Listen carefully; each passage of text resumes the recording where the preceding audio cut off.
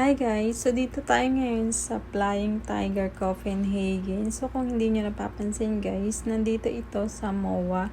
So nung pumunta ako MOA, so na-realize ko na meron parang magagandang pwedeng mabili dito sa MOA. So napadaan ako dito guys. So tingnan nyo yung mga pwede kayong bumili ng kung ano-anong mga gamit sa bahay, tapos yung mga decoration sa bahay.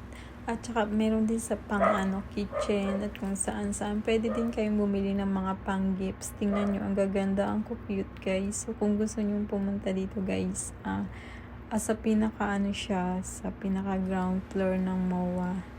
Ang ganda niya, madami kang mabibiling magaganda at basta pumunta kayo dito guys, maraming dito mura. For me mura lang ito kasi compare sa ibang shops.